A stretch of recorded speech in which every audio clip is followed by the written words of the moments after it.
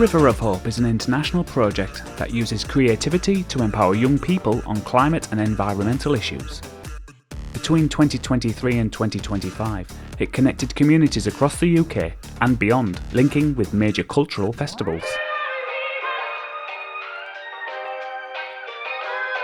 Here in the Northeast, the River Tees became our classroom. Guided by artists, students explored critical environmental themes.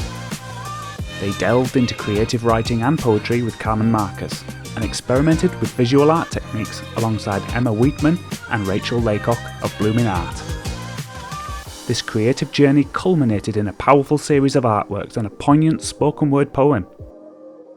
But it began with a simple, inspiring voyage. Here's what the young people got up to on the project.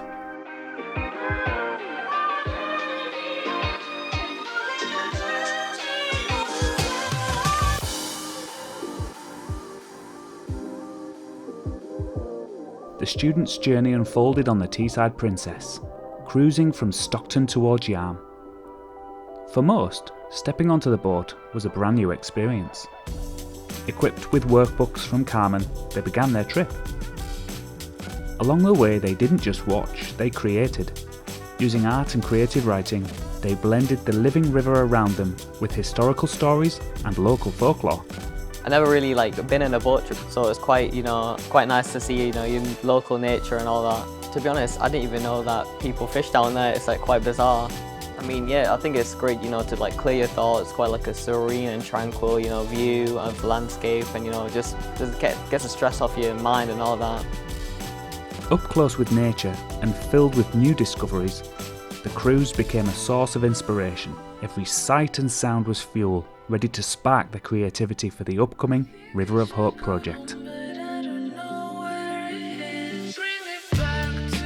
In the art room with BloomInArt, the students' memories of the river found new form. Guided by Emma and Rachel, the students began to translate their journey.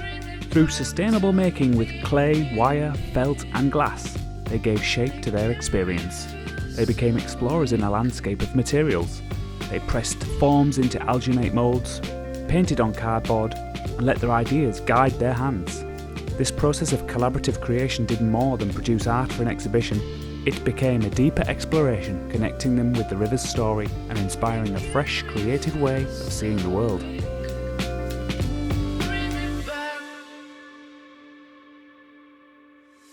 Whenever we do any form of writing, we are drawing on our subconscious, our unconscious, our memories, our dreams. Because of the laws of surreality, it will make sense. The poem is already in your head. Next, the journey flowed from the visual into the verbal. Guided by Carmen, the students learned to channel the river's essence into language. Carmen nurtured their creative energy, inviting them to blend keen observations with surreal imagination. They drew from the whispers of local folklore and the raw truth of the natural environment, weaving colour, sound and scent into a rich tapestry of words. Where you feel resistance in art is usually where the interesting things are. This was an exercise in mental flexibility, a gentle pushing against the mind's own resistance. Thinking beyond the familiar, they translated the feeling of the riverbank, the chill of the water, and the hint of ancient tales into new prose and poetry. They crafted individual pieces that would become the building blocks of a collective spoken word performance. Surrealism happens when the world stops making sense. They didn't yet know the final plan, only the joy and challenge of shaping raw experiences into meaning. Together they had forged a connected thoughtscape, a spoken word piece that felt both rooted in the river's reality and alive with its legend, ready to give voice to the water at their final exhibition. The Dream of the Tees, River Dreams.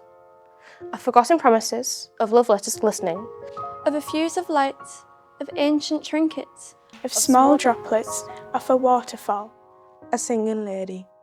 Madame Evening, living in a musical theatre. She would go to the river every day and sing. Splash of starling, boil of dandelion, A smooth of gunnets, a trickle of newt, Dapple of willow, simmer of wren, A chuckle of grey heron, a thunder of magpie, a flash of skylark, a flow of kingfisher, sea of silver birch, a simmer of seals, a murmur of otters, a sparkling of eels, a froth of fox, a splash of heron. To the prince of the river, as the river cried for help, she sang her heart out. heartbroken girl, downstream until she was very old. With draggy edges, bone mouth, and she hadn't sang a song for many years. Echoes rummage through the rooms of her redstone broken heart. Water steps down into the river, along in the mountains you can hear it echo. Madam's evening song. The water is cold, she is very old. By this time a wife, no care in the world, a songless whistling echo. Of times when fishes swam gently down the stream in small ripples. The river dreams along the mountain, fell with the flowing tears, rain, tears, rain. Make the river bigger, worst of luck. Keep an eye, the river cried. The river said, Freedom is whirling in the meantime. Freedom is buzzing in the kingfisher's flash of colours. freedom is ahead.